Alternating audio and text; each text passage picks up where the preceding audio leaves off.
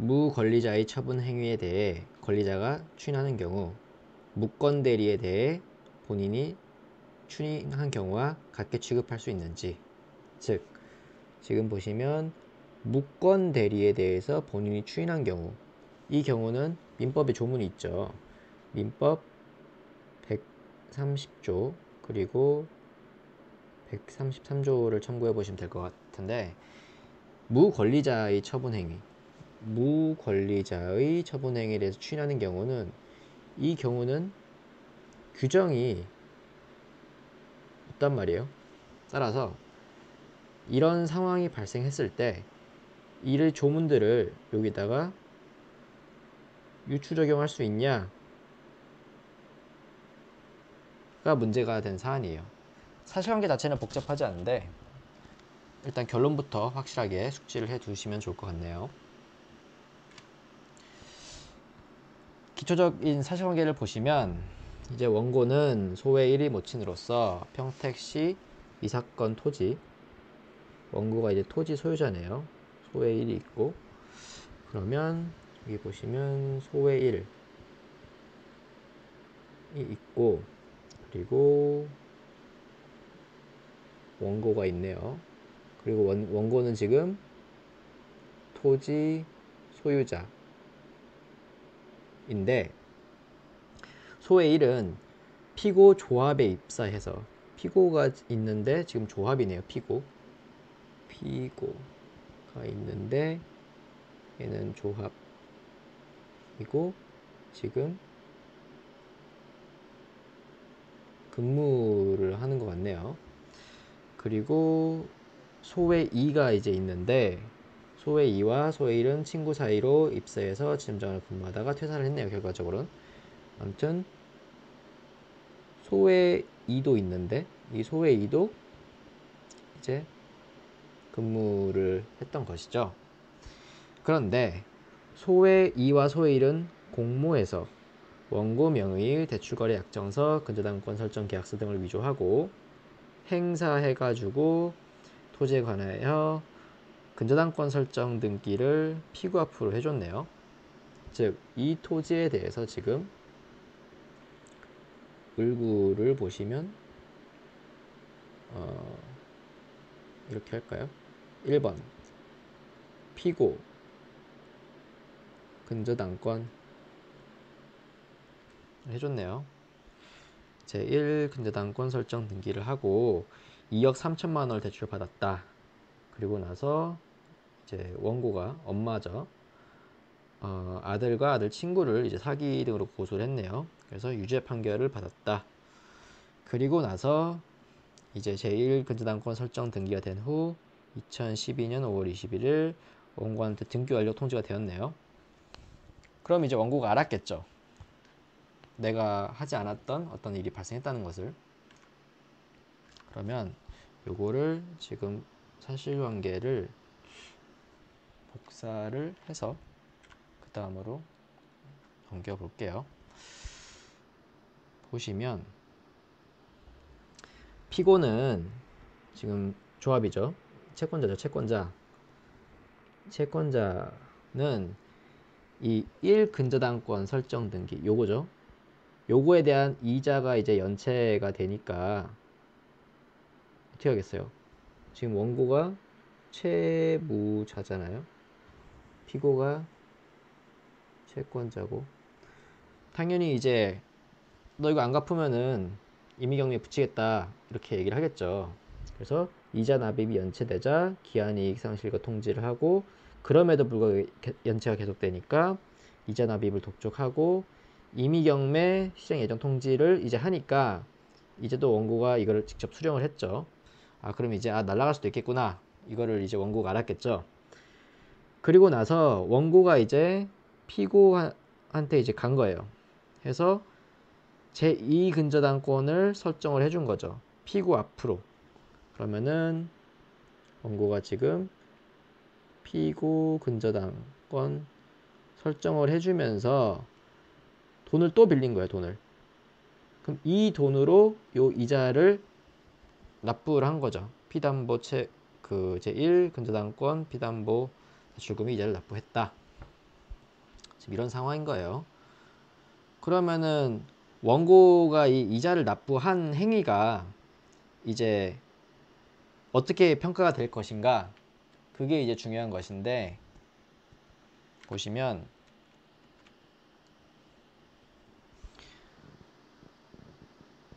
공간이 조금 좁네요. 아무튼 원고는 이제 그럼 어떻게 하겠어요? 이런 그 근저당권, 일단 원고가 요 이자를 요 1 근저당권에 대한 이자를 납부를 했지만, 원고는 기본적으로 요거를 말소를 시키고 싶겠죠. 그래서 실제로 1심에서 요 1 근저당권에 대해서 말소 청구를 한 거죠. 그런데 이제 판단이 청구를 기각한다 라고 나왔는데, 1심에서 이제 얘기하는 건 그거죠. 이 쟁점이 뭐냐면 소외 1, 아들이 무권 대리에 대한 추인 여부 인데, 결과적으로 이제 이런 상황이 있고 이런 상황이 있고, 1번 등기 완료 통지를 했고, 그리고 기한이익 상실 예고 통지를 했고, 그리고 임의경매 실행 예정 통지를 했고, 그리고 이자 납부한 걸 봤을 때는 결과적으로 그 대리권에 하자가 있었다고 할지라도 원고는 이를 인식하고 위 제1근저당권 설정 등기에 대해서 그에 따른 법률 효과를 자신한테 귀속시키도록 하는 의사를 피고한테 표시하였다. 즉 추인했다고 본 거예요. 근데 조금 주의해서 보셔야 될 게, 나중에 이제 대법원 같은 경우는 지금 이 그 소외 1이 요 토지에 대해서 근저당권 설정하는 것을 어떻게 평가를 하냐면, 이제 대법원은 이제 이렇게 했을까요? 근저당 설정을 해준 행위에 대해서 대법원은 이제 무권리자의 처분 행위라는 것을 전제로 이제 판단하고 있는데, 우리 1, 2심은 제가 이해하기로는 이게 무권대리 문제라고 보고 있는 것 같아요. 그러다 보니까 이제 2심에서 이제 또 이제 보시겠지만 1심이랑 결과가 똑같거든요. 그래서 항소 기각이 나오는데, 그러다 보니까 2심에서 이제 상고 이유로 이제 대법원 다툴 거 아니에요. 상고 이유서를 제출을 하면서. 그러면서 이제 변호인이 주장을 한 것이, 아니 1심이랑 2심은 지금 이 문제를 무권대리라는 것을 전제로 그 판시를 했는데, 그게 아니라 이거는 무권리자의 처분행위 아니냐, 그렇기 때문에 다르게 판단을 해줘라, 이렇게 주장을 한 것 같은데, 이제 나중에 보시면 이제 아시겠지만 대법원 같은 경우는 그래, 이게 무권대리 문제는 아니고 무권리자의 처분행위는 맞아, 그렇지만 결과적으로 같은 거 아니냐, 같은 상황 아니냐, 그렇기 때문에 무권대리에 관한 규정, 추인에 관한 규정을 유추 적용할 수 있다, 지금 이런 거예요.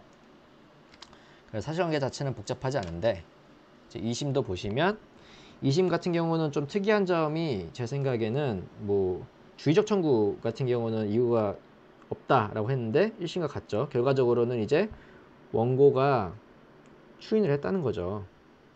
이자까지 납부를 할 정도면. 근데 이제 2심에서는 그 대리인께서 좀 추가적으로 주장하신 부분이 있는데, 이 부분이 조금 저는 인상 깊었고, 이제 사용자 책임 주장하신 거죠. 사용자 책임. 왜냐면은 그 사실관계를 다시 보시면, 볼까요?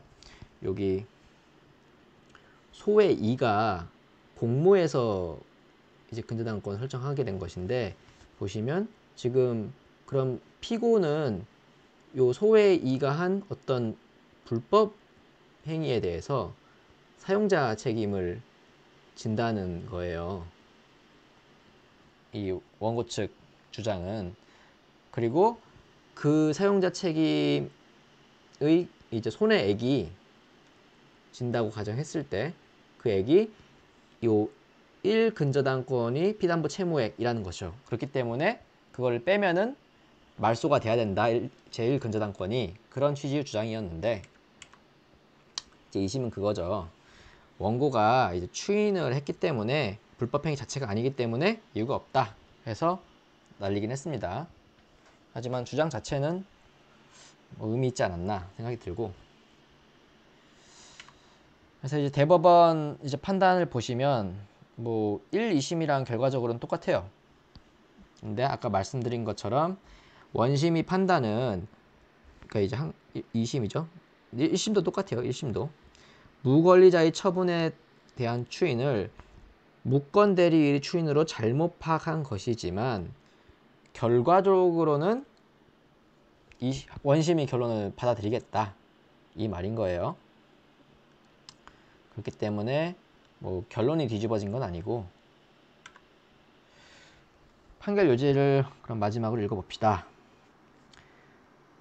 그 추인의 경우에는 무권리자의 추인을 얘기하는 거예요. 지금 우리가 얘기하는 건 무권리자의 처분이 있음을 알고 해야 되고, 명시적, 묵시적으로 가능하고 무권리자나 상대방 어느 쪽에 해도 무방하다. 그리고 이제 사례형이나 어떤 기록형 이 판례 관련된 시험을 준비하신 분들은 이런 문구들을 좀 기억해 주시면 좋겠죠. 무권 대리에 대해 본인이 추인을 한 경우와 당사자들 사이 이익 상황이 유사하므로 민법 130조, 130조 등을 무권리자의 추인에 유추적용할 수 있다. 그리고 추인한 경우에는 계약의 효과가 계약을 체결했을 때 소급해서 권리자에게 귀속된다. 라는 취지의 판례입니다.